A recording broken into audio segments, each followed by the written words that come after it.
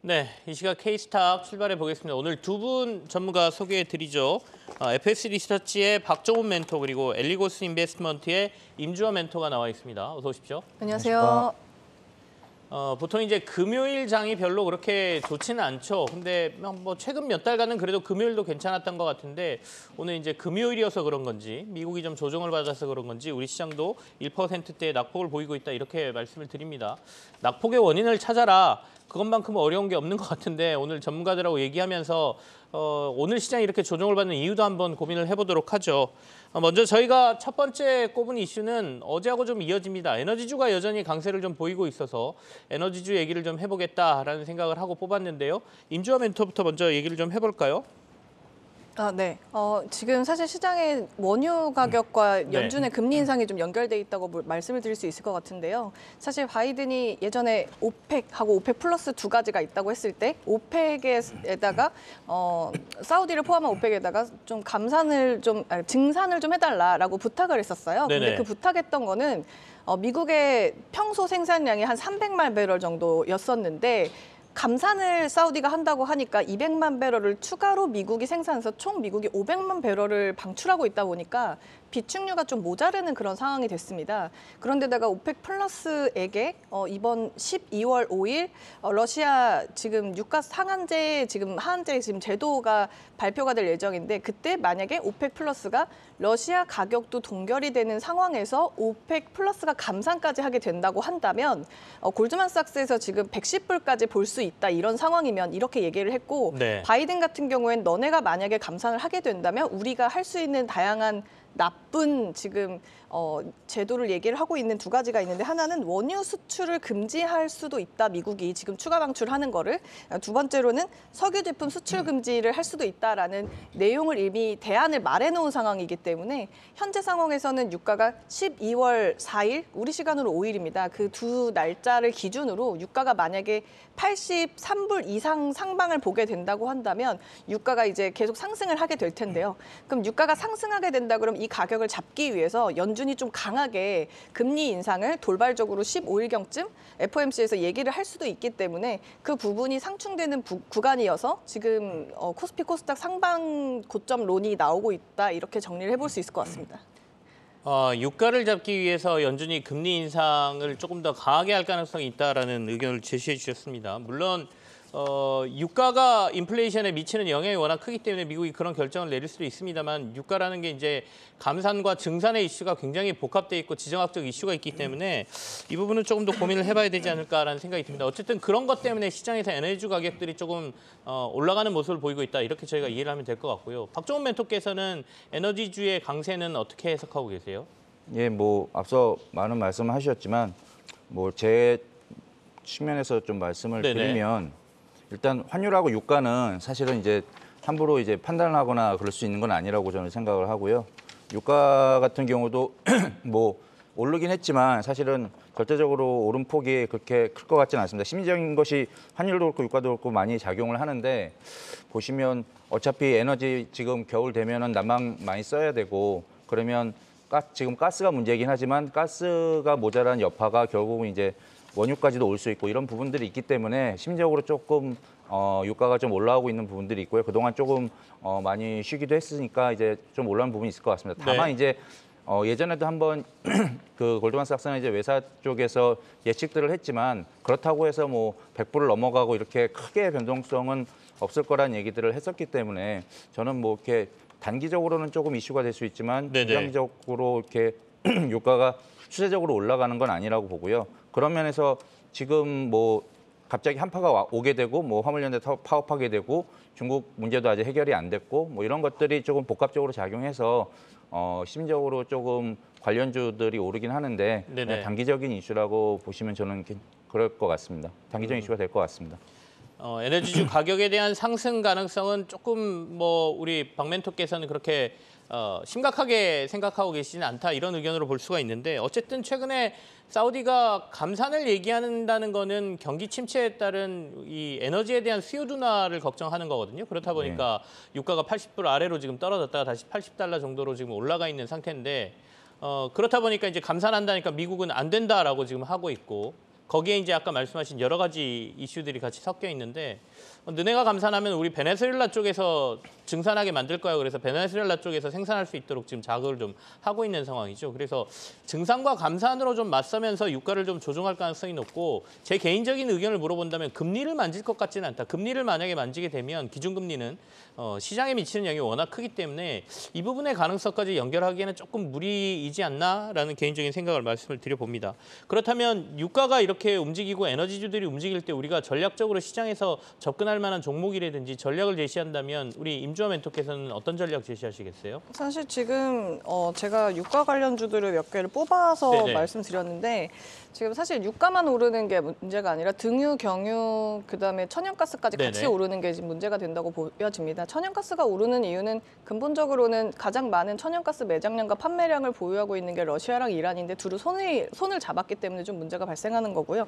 나머지 국가에서 그 나머지 잔량을 러시아만큼 채울 수 있는 그런 능력이 안 되기 때문에 전반적으로 에너지 가격은 내년 상반기까지 상승하는 기조 속에 있다고 말씀을 드릴 수 있을 것 같은데요. 관련주를 보게 되면 도시가스료가 지금 아시다시피 난방을 아예 안 틀어도 25만 원 정도 나올 것 같다라고 엊그저께 기사 나오면서 뭐 경동 도시가스나 인천 도시가스, GSE나 대성에너지 아니면 한국가스공사나 살 수 없는 삼천리 그리고 예스코홀딩스나 대성홀딩스, 지역난방공사 정도를 볼 수가 있겠는데요. 오늘 지역난방공사 트레이딩하기는 좀 어려운데 또 ESG 등급을 A 등급 정도로 받은 걸로 제가 지금 오늘 기사상으로 확인했기 때문에 그런 것도 볼 수 있을 것 같고요. 네네. 정유주 세 가지는 다 좋을 것 같습니다. GS나 SK이노베이션, S-오일 정도는 뭐 배당 이슈까지 있으니까 조금 더 수급이 이번 달 말까지는 좀 존재할 거라고 보여지고요. 뭐 겨울 테마로는 뭐 경동 나비엔이라든가 아니면 뭐 한미아품 유한양행 뭐 부국철강 아니면 이제 눈이 오기 시작하면은 태경케미칼 백광산업까지 이렇게 정리해 볼 수 있을 것 같습니다. 네,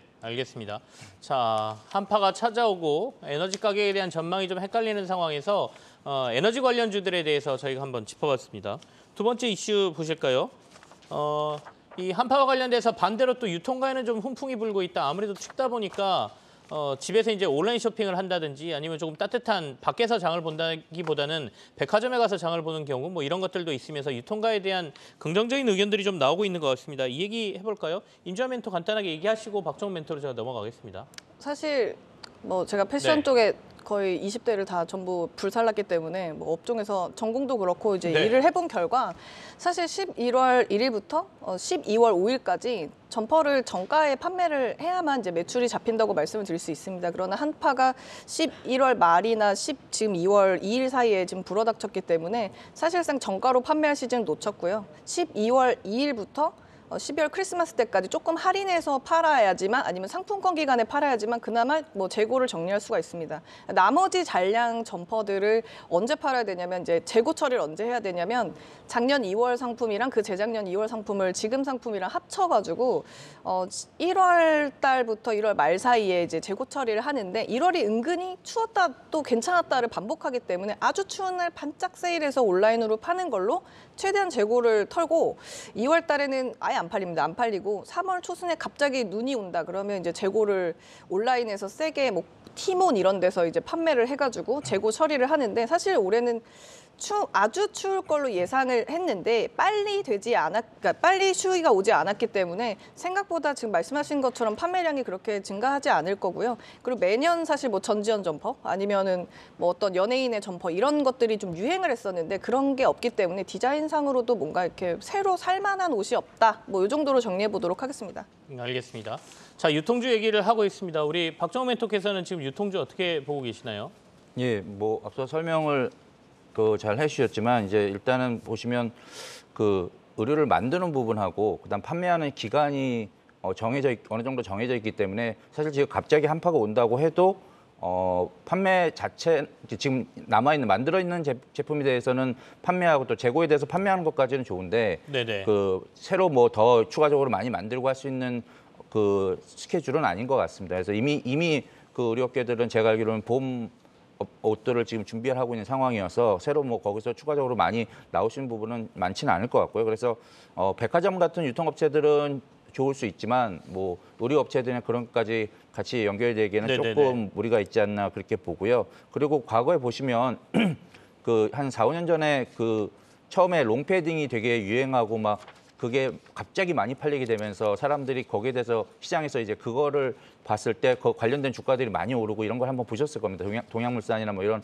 업체들 주가들 많이 갔었는데 그때는 한파가 길어져서 한파가 오면 의외로 이런 게 많이 팔리니까 겨울에 의류 업종들이 상당히 좋구나라고 생각을 하셨겠지만 또 그 다음에 보시면 한파가 안 온다고 했는데 갑자기 오게 되는 경우 그래서 그렇게 되는 경우에는 보시면 의류업계는 의외로 또 실제 그렇게 생각보다 썩 좋지는 않았습니다. 그래서 그것들을 한번 겪었었던 효과가 있기 때문에 그런 것들을 감안하시면 지금 상황에서는 뭐 의류주보다는 유통주를 조금 더 보시는 게 나을 것 같고요. 그리고 이제 보실 때도 단기로 그냥 계절성으로만 보고 단기로 보시는 게 좋을 것 같습니다. 네, 백화점주 얘기를 해주셨는데 최근에 증권사에서는 편의점주에 대해서 관심을 좀 갖자 이런 보고서를 내놓고 있거든요. 임주화 멘토께서는 편의점주는 어떻게 보고 계세요?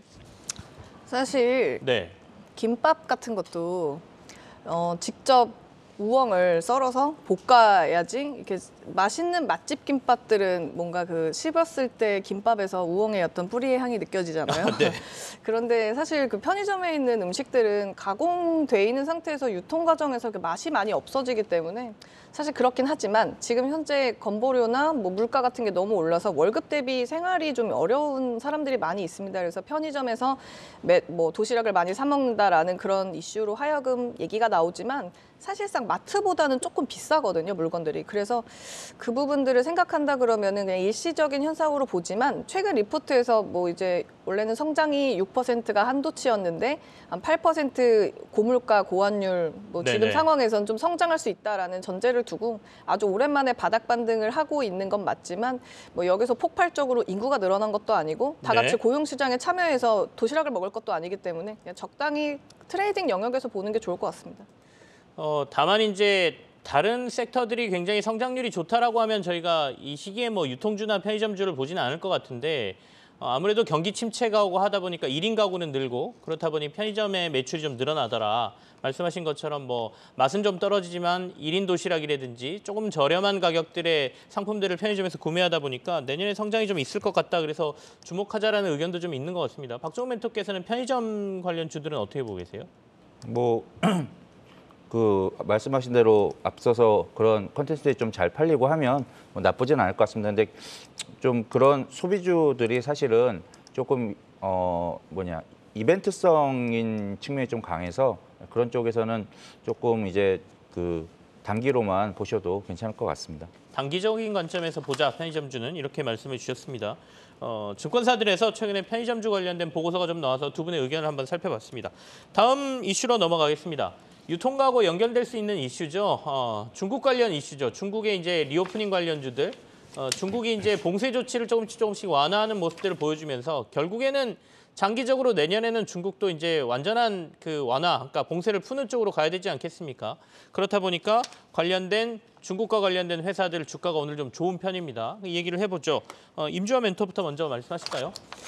뭐 오늘 전체적으로 그러니까 사실은 이제 중국에 봉쇄됐던 부분들이 제가 보니까 봉쇄된 구역만 봉쇄가 된 거고요. 나머지 언급되지 않은 지역들은 전혀 아무 상관없이 그냥 산업 활동을 멀쩡히 잘 하고 있었습니다. 그래서 이 부분들 나머지 지역들을 이제 뭐 편차가 너무 심하니까 풀어주게 되면서 뭐가 사실 부각을 받고 있냐면 중국이 그동안 봉쇄되면서 내부적으로 뭐 석유나 화학 제품을 사용한 사용량이 굉장히 줄었는데 5월 달에 이제 러시아랑 잠깐 친하게 지내는 사이에 러시아에서 싼 유가를 밖으로 방출했거든요.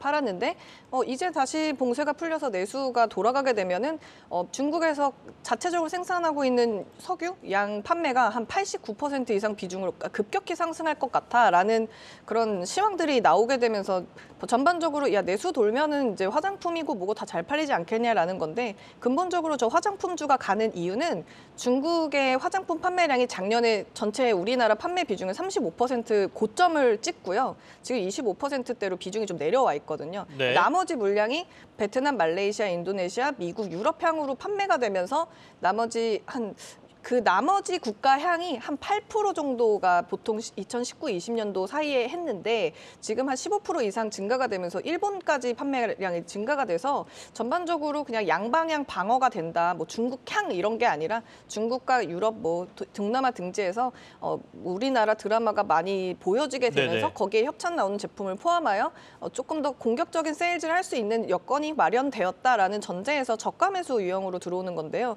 말씀 주신 연우나 애경 산업 클리어를 오늘 내일 트레이딩하기에는 조금 어려운 구간이에요. 바로 들어가자마자 수익 나기 좀 어렵고 네네. 여러 번 쪼개서 트레이딩을 해야 되고 완전 아침 시초가에 붙어서 트레이딩을 해야 되는 구역이기 때문에 지금 장중에 얘기해서 뭔가 매매를 해서 뭔가 수익을 바로 네. 연결하기에는 좀 다소 좀 어렵지 않나라는 말씀 드리겠습니다. 알겠습니다. 항상 뭐 이 시간 같이 보시는 분들은 아시겠지만 우리 임주화 멘토께서는 트레이딩의 관점에서, 그러니까 조금 단기적인 관점에서 이 종목에 들어가서 수익을 올릴 수 있는 전략을 주로 말씀해 주시거든요. 그러니까 그 점은 참고해 주시기 바라고요. 박정훈 멘토께서는 그러면 이 중국과 관련된 리오프닝주들 또는 화장품 관련 회사들 이런 데들은 중장기적으로 봤을 때는 조금 지금 들어갈 만한 포인트라고 보십니까? 어때 보이세요?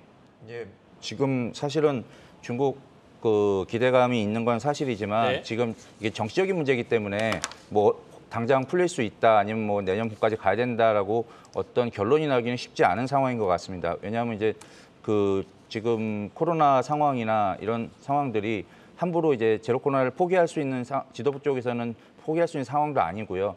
국민들 입장에서야 당연히 원하겠지만 그거 많이 풀어줄 경우에 그 뒷감당이 훨씬 크기 때문에 정책적인 결정에서는 쉽지 않을 수 있다고 저는 봅니다. 그래서 그런 걸 감안하면 지금 당장 기대감이 생겼다고 봤을 때 주가가 올라갈 때 따라가는 것보다는 또 한 번 그러다가 또 한 번 만약 기대감이 꺾인다면 다시 이제 주가는 어차피 그 어떤 실적이나 이런 그 펀더멘탈 갖고 올라가는 게 아니라 기대감만 가지고 올라갔기 때문에 다시 꺾일 수 있는 여지가 충분하다고 봅니다. 특히 요즘같이 중소형 종목들 이렇게 변동성 심한 상황에서는 그 피해가 더 클 수 있으니까요. 그런 점들 고려한다면 그 지금 매매를 하시는 것보다는 그냥 좀 지켜보시고 네. 이렇게 기대감이 있을 때는 뭐 예를 들어 화장품이 많이 올랐더라, 뭐 항공 여행이 많이 올랐더라 이런 걸 좀 체크해 놓으셨다가 나중에 이제 기대감이 사라져서 좀 빠졌을 때 그때 조금 보시는 게 저는 전략적으로는 괜찮을 것 같고요. 저는 다만 이제 만약에 펀더멘털만 놓고 본다면 화장품은 그때도 말씀드렸지만 일단 그 산업 자체가 이제 중국 로컬 업체들이 이미 많이 차지하고 있기 때문에 우리나라 업체들이 포지션을 잡기에는 쉽지 않은 상황입니다. 그래서 이제 그쪽은 조금 자제를 했으면 좋겠고요. 다만 이제 워낙 주가가 빠져 있었다 보니까 조금만 무슨 뉴스가 나오면은 변동성이 커서 올라가긴 하니까 근데 그 리스크를 지고 사기에는 좀 무리가 있다고 보고요. 항공이나 여행은 나쁘진 않을 것 같습니다. 이제 일본이 풀렸었을 때 모습을 보면 그때도 주가가 괜찮았고 뭐 그 이후에 좀 견조했으니까 항공 여행주들은 뭐 나쁘지 않을 것 같고요. 카지노도 뭐 나쁘진 않을 것 같은데 다만 예전에도 한번 말씀하셨던 것 같은데 그 카지노가 네네. 일본 관광객하고 중국 관광객을 봤을 때 생각보다 중국 관광객이 많지 않다. 뭐 그래서 약간 기대감만이 좀 더 있다라는 생각 때문에 좀 오르다가 말았었거든요. 이제 이 학습 효과 때문에 나중 가서도 카지노가 다시 올라올 때는 조금 주가로서는 좀 반응을 못할 수도 있습니다. 그래서 카지노는 조금 다시 생각을 해보시는 게 나을 것 같고요. 다만 보유자분들이시라면 올라왔을 때 조금 차익 실현을 한다던가 아니면 좀 손절을 하실 수 있는 기회로 삼았으면 저는 좋겠습니다. 알겠습니다. 자, 지금 시장에서 위메이드 삼총사 주가가 굉장히 급등을 하고 있죠. 지금 블록체인 관련 매체 한 곳에서 보도한 거라 이거는 이제 다른 곳들 보도가 나오는 것들까지 저희가 확인을 하고 말씀을 드려야 될 것 같긴 한데요. 일단 이쪽에서 보도한 걸로 보면 오늘 위믹스 거래 지원 종료 효력 정지 가처분 신청 신문에서 재판부가 본안 판결 전까지 상장 폐지 유예를 고려할 필요가 있다라는 취지로 발언을 했다라는 거예요. 그러니까 일단은 상패를 유예해라 본안 판결 나올 때까지. 그러니까 이게 뭐 상패 결정을 취소한다 이런 건 아니고요. 일단 좀 미뤄두자. 본안 판결 나올 때까지 이런 취지의 발언이 나왔다는 얘기가 지금 전해지면서 주가가 좀 급등을 하는 모습들을 보여주고 있는데 두 분 전문가하고 이 이슈를 조금 얘기를 해보죠.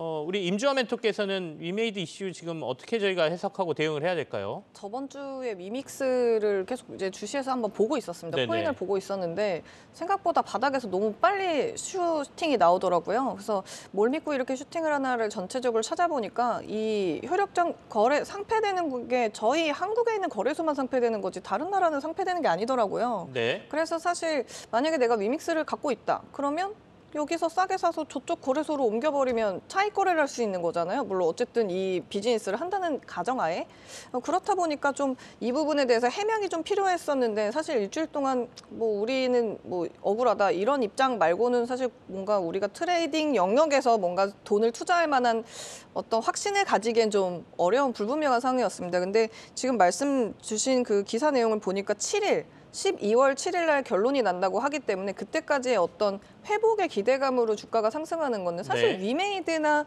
위메이드 플레이 위믹스 자체의 문제인 거지 위메이드가 망하는 건 아니기 때문에 그냥 이 부분에 대해서 저가 매수 영역으로 좀 추격 매수로 들어오는 것 같고요. 사실 오늘 트레이딩할 자리는 다 간 것 같습니다. 위메이드도 42,000원대 뭐 방금 들어가서 방금 먹고 나온 그런 초단타 아니고서는 뭔가 좀 어려운 상황이다. 추이는 월화수 어디서 조정을 받고 네네. 돌리는지를 체크해야겠다. 이 정도로 마무리하겠습니다. 위메이드 주가가 급등을 했던 게 사실은 위믹스의 기대감 때문에 주가가 급등을 했기 때문에 물론 이것 때문에 뭐 위메이드라는 회사가 없어지지는 않겠죠. 그렇지만 그 기대감 때문에 올랐던 주가는 또 빠질 수 있기 때문에 투자자들이 불안해하는 거 아니겠습니까? 박정훈 멘토께서는 오늘 이제 뭐 가처분 유예, 그러니까 그 결정 나올 때까지는 상장 폐지를 좀 유예하라는 재판부의 발언이 있었다라고 하는데 어떻게 봐야 될까요? 지금 위메이드 주가 상황은?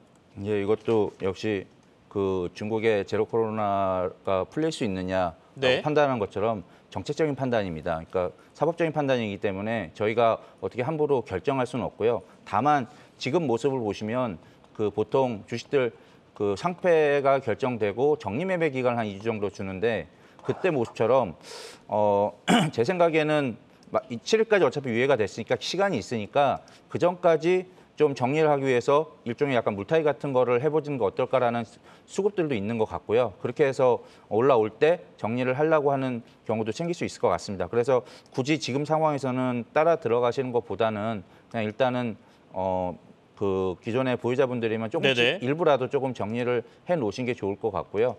물론 결과가 긍정적으로 나서 갑자기 상장 폐지를 당한다면 갑자기 뭐 점상으로 가게 돼서 뭐 못 사게 되는 경우가 생길 수도 있습니다. 매수 못 하게 되는 경우가 생길 수 있지만 그런 리스크를 져가면서까지 굳이 이거를 새로 들어가야 되냐를 봤을 때는 그런 리스크는 좀 안 지는 게 낫지 않나 이렇게 생각됩니다. 네. 이제 뉴스들이 뒤이어서 나오네요. 뭐 여러 가지들이 나오고 있는데 조금 더 확인은 하셔야 될 것 같습니다. 앞서 제가 이제 조심스럽게 말씀드렸던 이유는 블록체인 매체 한 군데에서 나왔던 이슈이기 때문에 다른 곳들하고 교차적으로 좀 확인을 해야 되고 저희가 사법부에서 내놓은 결과를 지금 들어가서 바로 확인이 안 돼서 제가 조심스럽게 말씀을 드렸던 거고요. 주가는 좀 이제 바로 반응을 하면서 좀 올라오는 과정인데 일단 유예를 한다 하더라도 최종 판결이 나오면 또 어떻게 뒤집어질지 모르기 때문에 그 리스크는 분명히 감안을 하셔야 된다 이렇게 말씀을 드립니다. 최근에 이제 위메이드는 이 위믹스라는 코인 발행 그리고 상장 폐지 이슈로 주가가 크게 등락을 하고 있으니까 이 변동성에는 주의를 하시기를 바라겠습니다. 자, 저희가 준비한 이슈로 다시 돌아가겠습니다. 자, 앞서 이제 중국 리오프닝 기대감에 대해서 말씀을 좀 나눴고요. 다음 이슈를 저희가 잡아놓은 게 애플의 VR 기기, 그러니까 스마트 글라스라든지 뭐 메타도 이제 VR 기기 하고 있고 이런 부분에 대한 기대감이 시장에 여전히 남아 있는 것 같아서 이것 좀 체크해 보려고 하거든요. 내년 초에 애플은 뭐 VR 기기 처음 출시하겠다라는 얘기가 지금 계속해서 언론을 통해서 들려오고 있는데요. 박정훈 멘토하고 먼저 얘기를 나누겠습니다. 예, 그 애플이 VR 기기를 내겠다고 하는 거는 뭐 하반기 때부터 나왔던 얘기고 지금 상황에서 이제 어느 정도 실적주들이 정리가 된 상황에서 내년에 모멘텀이나 그런 것들을 찾았을 때 그중에 이제 뭐 좋게 될 수 있는 경우에 아무래도 VR이 되지 않을까 이렇게 보고요. 최근에 보시면 관련된 주가들도 계속 올라오고 있었습니다. 이제 그래서 VR 기기들이 기대감이 있고 더군다나 이제 그동안 이제 가상현실이나 이런 거에 대한 그런 것들, VR 기기를 활용한 가상세계, 메타버스를 포함해서요. 이런 것들에 대한 기대감들이 크고 또 연초가 되면 항상 미국에서 CES를 하니까 그때 요즘 또 이슈가 되는 것 중에 하나가 가상현실들에 대한 얘기들이 많이 나오니까 어쨌든 이슈로서는 조금 볼만한 것 같습니다. 그래서 네. 그런데 이제 사실은 관련된 주들 찾다 보면 실적으로 많이 연관돼 있는 데는 많지는 않습니다. 그래서 그러다 보니까 그 종목들로 VR 얘기만 나오면 이제 몰리게 되는데 뭐 예를 들어서 서인 시스템이라던가 뭐 가온 미디어라던가 이런 업체들 위주로 조금 돌아오게 되고요. 아마 좀 이렇게 더 그 뉴스가 퍼지고 더 기대감이 높아질수록 또 다른 대안주들이 또 나올 겁니다. 이제 일종의 테마처럼 돌고 돌 텐데요. 일단은 지금 상황에서는 선 시스템이나 이런 기존 대장주들을 따라가는 것보다는 좀 빠지는 날 조금 보시는 게 네네. 낫지 않을까 이렇게 생각됩니다. 빠지는 날 보라는 매매가 저 개인적으로는 제일 어려운 것 같아요. 언제 빠지고 언제 올라갈지. 빠지면 또 계속 빠질까라는 두려움도 개인 투자자들이 있을 것 같아서. 말 그대로 그냥 네. 빠지는 날입니다. 말 주가가 마이너스 나는 날. 마이너스 나는 날? 네. 알겠습니다. 지금보다는 조금 조정받을 때 들어가시는 게 낫겠다라는 의견을 우리 박종훈 멘토께서 제시해 주셨고요. 임주환 멘토께서는 지금 뭐 애플과 관련주 또는 VR과 관련돼서 움직이는 종목들 중에 트레이딩 관점에서 눈에 보이시는 종목이 좀 있습니까? 대본에서 제시해 주신 가온미디어, 선희시스템, 이노뎁, 덱스터에서 정도 그냥 말씀을 드리자면 네네. 일단 덱스터는 제가 보기에는 오늘 14,720원 안착 여부가 굉장히 중요할 것 같습니다. 이 안착 여부는 오늘 알 수 없고요. 월요일 날 시가에서 안 무너지는지를 잘 확인하시면 여기서부터 밸류에이션 다시 본다 이런 얘기가 나오면서 움직일 수 있겠다 이런 말씀을 드리고 전체적으로 결론을 말씀드리자면 오늘 살 건 없다라는 말씀을 드리면서 가겠습니다. 일단 오늘은 살 자리는 아니다. 네. 사실 어저께 XR 기기 8년 내 스마트폰급이다. 뭐 이런 기사가 나왔기 때문에 네네. 오늘 연이어서 나오는 수급이라고 보시면 될 거거든요. 그리고 어저께 시가에서 트레이딩 하셨어야지 오늘은 뭘 결론을 내릴 게 없죠. 선익 시스템 같은 경우에는 사야 할 구간 몇 군데가 아주 빠르게 지나가 있습니다. 뭐 16,000원 구간, 19,000원 구간, 27,000원 구간이 지나가 있는 상태이기 때문에 오늘 이후로 뭔가 커다란 눌림목을 기대하시기보다는 27,000원에서 쉬어간다. 뭐 다음 주 한 목요일쯤 한 3, 4거래일 정도 지나고 안 빠진다 하면은 한번 해볼 수 있을 것 같고요. 뭐 말씀 주신 종목 중에 이노뎁 같은 경우에는 오늘 엄청난 기로에 놓여 있는 것으로 추정이 됩니다. 14,100원 종가 어떻게 형성하는지에 따라서 18,000원 가냐 안 가냐가 결정되기 때문에 이것도 월요일 날 한번 체크를 해보셔야 될 것 같고요. 덱스터 같은 경우에도 오늘은 트레이딩 할 자리가 없다. 뭐 아까 정리해드린 그대로 말씀드리면 이렇게 가온미디어까지 안 봤군요. 가온미디어 같은 경우에도 제가 보기엔 7,500원 오늘 이 가격이 종가로 끝나주면 월요일 날 한번 즐겁게 꼬리를 잡고 해볼 수 있을 것 같은데 오늘 당장은 뭔가 네. 어려울 것 같습니다. 네, 알겠습니다.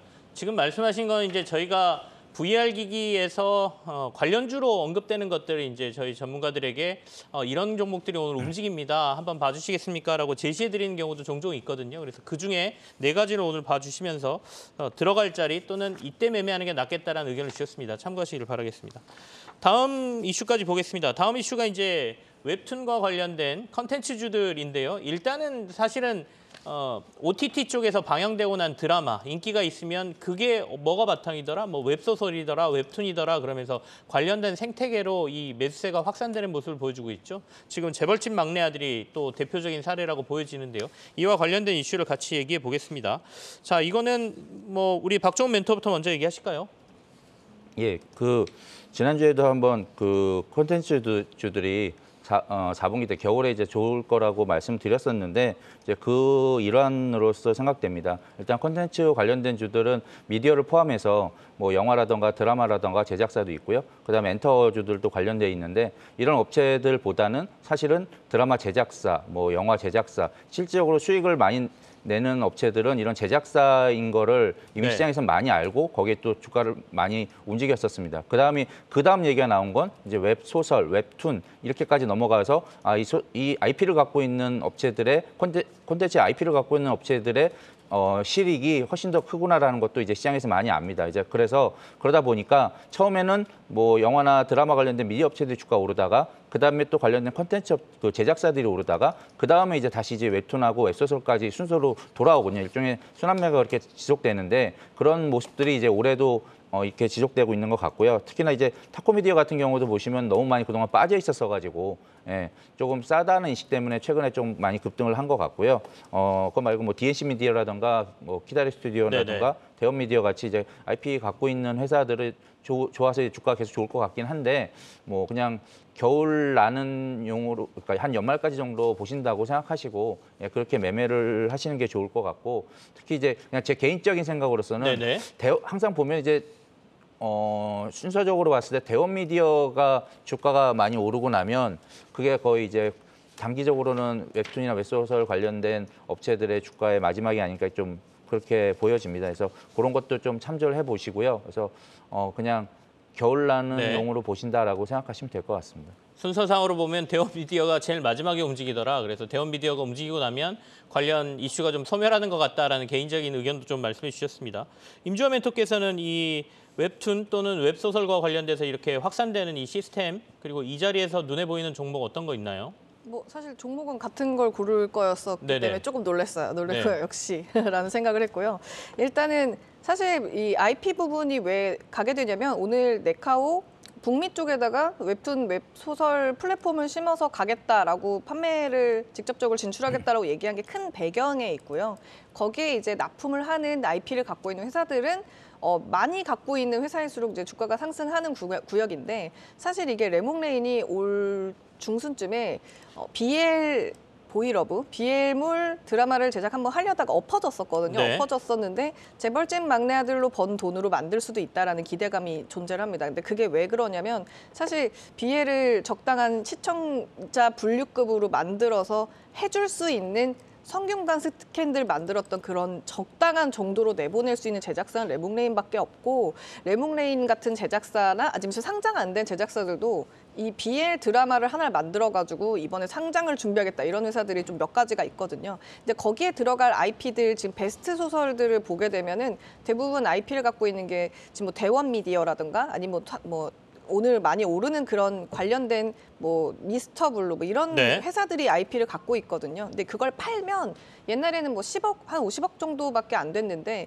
플러스 알파 흥행하면 얼마 더라는 지금 그런 상황, 호황인 상황이기 때문에 사실 이거는 6월부터 계속 이제 뭐 뜸들이는 밥처럼 계속 오늘 만드냐, 어떻게 만드냐, 어떤 분위기를 형성하냐 이런 거였었는데 포문을 연 거는 시멘틱 에러를 만든 레몽레인이 먼저 포문을 열었었거든요. 그게 너무 대박이 나서 이제 그런 류에 관련된 제작을 앞으로 앞두고 있는데 이게 우리나라에선 잘 안 팔리지만 동남아시아에서는 정말 흥행을 하거든요. 뭐 예를 들어서 그냥 거기 주연급 정도 출연한 사람도 뭐 출연한 후 보통 광고비를 한 4, 50억씩 받다 보니까 그런 부분들을 생각한다 그러면 뭐 저는 IP를 제일 많이 갖고 있는 대원 미디어 정도가 괜찮다고 판단이 됩니다. 알겠습니다. 대원 미디어를 좀 좋게 보고 계신다. 앞서 이제 BL이라고 말씀하시지만 BL이란 상장사도 있습니다. 그 상장사 얘기하는 건 아니고요. 남성끼리의 뭐 사랑이라고 하나요? 그러니까 BL이라고 보통 저희가 얘기하는데 약간 그런 소재를 다룬 빅데이터로 보면 웹소설에서 BL 소재 빅데이터를 다룬 것들이 가장 인기가 많다 이렇게 나옵니다. 그래서 그걸 바탕으로 OTT에서 뭐 드라마를 만들기도 하고 그렇거든요. 그렇게 판단하시면 될 것 같습니다. 자, 오늘 이슈 점검은 여기서 마무리를 하고요. 두 분의 관심 종목 빨리 보도록 하겠습니다.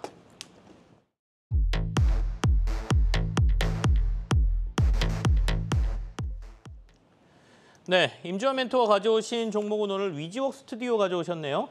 재벌집 막내 아들과 관련된 회사니까 같이 얘기 들어보고요. 박정훈 멘토는 드림텍, 내년을 준비하자라고 말씀하셨습니다. 먼저 임주환 멘토 얘기부터 듣겠습니다.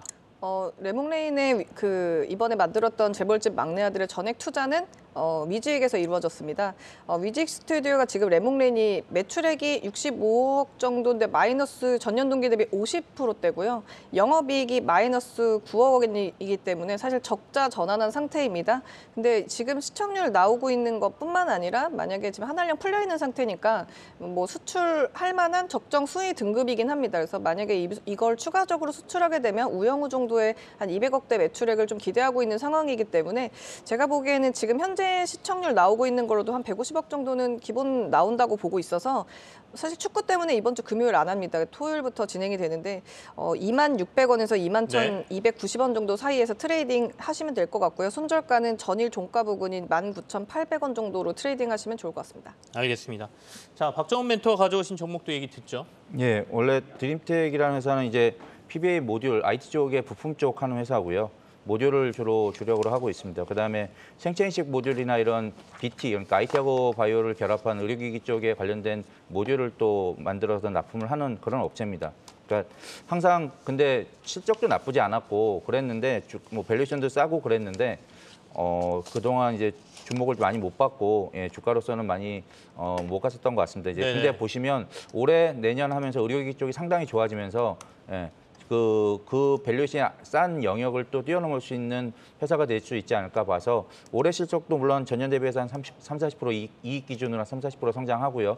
내년도 한 30% 이상 성장할 걸 보기 때문에 지금 상황에서 오늘 좀 그 주가가 좀 많이 올라오긴 했지만 예, 그래도 한번 계속해서 보셔도 좋을 것 같습니다. 네, 알겠습니다.